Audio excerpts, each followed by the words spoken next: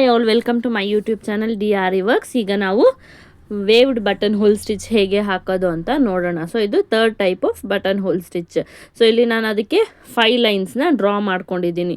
So 5 ಲೈನ್ಸ್ನ ನೀವು draw ಮಾಡಿಕೊಂಡು so first line ಇದೆ ಅಲ್ಲ, ಅಲ್ಲಿಂದ ಸ್ಟಾರ್ಟ್ ಮಾಡ್ಕೊಳ್ಳಿ. ಸೊ ಮೇಲಿಂದ ಫಸ್ಟ್ ಲೈನ್ ಆಗ್ಬೋದು, ಇಲ್ಲ ಕೆಳಗಿಂದ ಫಸ್ಟ್ ಲೈನ್ ಆಗ್ಬೋದು, ಅದು ನಿಮ್ಮ ಇಷ್ಟ.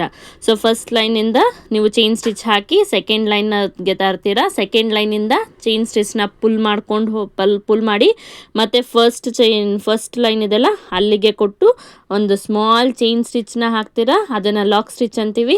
ಅಲ್ಲಿಂದ ರೈಟ್ ಸೈಡ್ಗೆ ಬಂದು ಮತ್ತೆ ಕೆಳಗೆ ಸೆಕೆಂಡ್ ಲೈನ್ ಇದೆಯಲ್ಲ, ಸೆಕೆಂಡ್ ಲೈನಿಗೆ ನೀವು ಥರ್ಡ್ ಲೈನಿಗೆ ನೀವು ಚೈನ್ ಸ್ಟಿಚ್ನ ಹಾಕಬೇಕಾಗುತ್ತೆ, ಲಾಂಗ್ ಚೈನ್ ಸ್ಟಿಚ್. ಅಲ್ಲಿಂದ ದಾರ ಪುಲ್ ಮಾಡಿಕೊಂಡು ನೀವು ಮತ್ತೆ ಫಸ್ಟ್ ಲೈನಿಗೆ ಹೋಗಿ ಅಲ್ಲಿ ಒಂದು ಸ್ಮಾಲ್ ಲಾಕ್ ಸ್ಟಿಚ್ ಹಾಕಿ ಮತ್ತು ರೈಟ್ ಸೈಡಿಗೆ ಚೈನ್ ಸ್ಟಿಚ್ ಅನ್ನೋದನ್ನು ಹಾಕ್ತೀರಾ. ಅಲ್ಲಿಂದ ಮತ್ತೆ ಫೋರ್ತ್ ಲೈನ್ಗೆ ಲಾಂಗ್ ಚೈನ್ ಸ್ಟಿಚ್ನ ಹಾಕ್ತೀರಾ.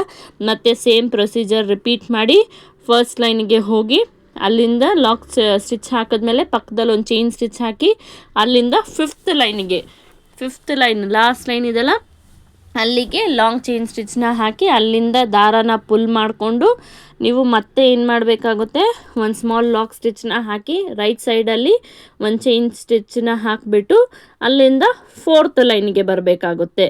ಸೊ ಆರ್ಡರ್ ಜ್ಞಾಪಕ ಇಟ್ಕೊಳ್ಳಿ. ಫಸ್ಟ್ ಲೈನ್ ಸ್ಟಾರ್ಟ್ ಮಾಡಿದ್ಮೇಲೆ 2 3 4 5 ಮತ್ತು 5 ಬಂದಮೇಲೆ 4 3 2 1 ಆ ಥರ ನೀವು ಚೈನ್ ಸ್ಟಿಚಸ್ನ ಆ ಲೈನ್ಸಿಗೆ ತಕ್ಕಂಗೆ ಹಾಕ್ತಾ ಬರಬೇಕಾಗುತ್ತೆ.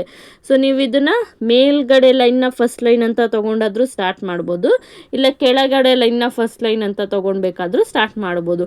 ನಿಮಗೆ ಯಾವ ಡೈರೆಕ್ಷನಲ್ಲಿ ಡಿಸೈನ್ ಬೇಕು ಅನ್ನೋದು ನಿಮ್ಮ ಇಷ್ಟ.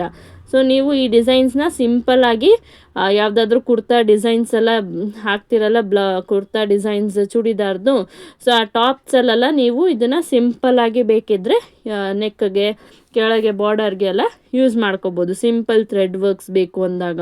ಸೊ ಜಾಸ್ತಿ ಯಾರು ಇದನ್ನೆಲ್ಲೂ ಯೂಸ್ ಮಾಡಲ್ಲ. ಸೊ ನೀವು ಇದನ್ನು ಪ್ರಾಕ್ಟೀಸ್ ಮಾಡ್ಕೊಳ್ಳಿ. ಸೊ ನಿಮಗೆ ಸಿಲ್ಕ್ ಥ್ರೆಡ್ಡಲ್ಲಿ ವರ್ಕ್ ಮಾಡೋದು ತುಂಬ ಈಸಿಯಾಗಿ ಬರುತ್ತೆ.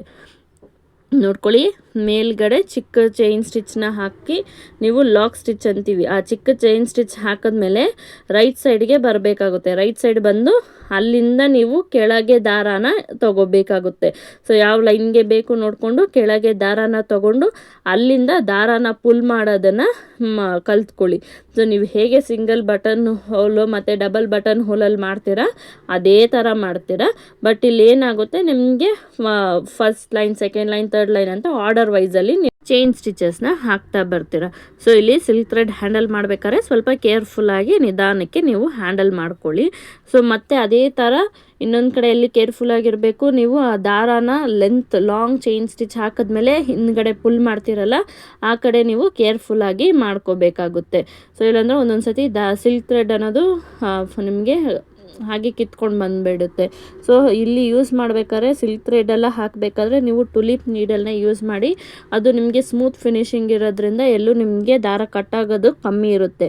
ಸೊ ಅದೇ ನೀವು ಐರನ್ ನೀಡಲ್ಸ್ ಎಲ್ಲ ಯೂಸ್ ಮಾಡಿದಾಗ ಒಂದೊಂದು ಸತಿ ದಾರ ಅನ್ನೋದು ಸಿಲ್ಕ್ ಥ್ರೆಡಲ್ಲಿ ಬೇಗ ಕಟ್ಟಾಗ್ತಾ ಇರುತ್ತೆ. ಸೊ ನೀವು ಪ್ರಾಕ್ಟೀಸ್ ಮಾಡಬೇಕಾದ್ರೆ ಮತ್ತು ಬ್ಲೌಸಸ್ ಹಾಕಬೇಕಾದ್ರೂ ಕೂಡ ಸಿಲ್ಕ್ ಥ್ರೆಡ್ ಯೂಸ್ ಮಾಡೋದಕ್ಕೆ ಟುಲಿಪ್ ನೀಡಲ್ನೇ ಯೂಸ್ ಮಾಡಿಕೊಡಿ, ಅದು ನಿಮಗೆ ಚೆನ್ನಾಗಿರುತ್ತೆ. ಸೊ ಟುಲಿಪ್ ನೀಡಲು ಸೈಜ್ ಬಂದು 13ನ ಯೂಸ್ ಮಾಡ್ಕೊಳ್ಳಿ. ಸೊ ನಾನಿಲ್ಲಿ ಯೂಸ್ ಮಾಡ್ತಿರೋದು 13 ನಂಬರ್ನ ಯೂಸ್ ಮಾಡ್ತಾಯಿದ್ದೀನಿ. ಸೊ ಫುಲ್ ಡಿಸೈನ್ ಕಂಪ್ಲೀಟ್ ಆದಮೇಲೆ ಎಷ್ಟು ಲೆಂತ್ ಬೇಕು ನೋಡಿಕೊಂಡು ಕಂಪ್ಲೀಟ್ ಮಾಡ್ಕೊಳ್ಳಿ. ಕಂಪ್ಲೀಟ್ ಆದಮೇಲೆ ಎಂಡ್ ನಾಟ್ ಹಾಕಿ ಡಿಸೈನ್ನ ಕಂಪ್ಲೀಟ್ ಮಾಡ್ಕೊಳ್ಳಿ. ಸೊ ಎಂಡ್ ನಾಟ್ ಹಾಕಬೇಕಾದ್ರೂ ನೋಡಿಕೊಂಡು ಕೇರ್ಫುಲ್ಲಾಗಿ ಹಾಕಿ. ಸೊ ಇದೇ single button hole, double button hole ಮತ್ತು ವೇವ್ ಬಟನ್ ಹೋಲ್ ಸ್ಟಿಚಸ್ನ ನಾನಿಲ್ಲಿ ಹಾಕಿ ತೋರಿಸಿದ್ದೀನಿ. Thank you for watching.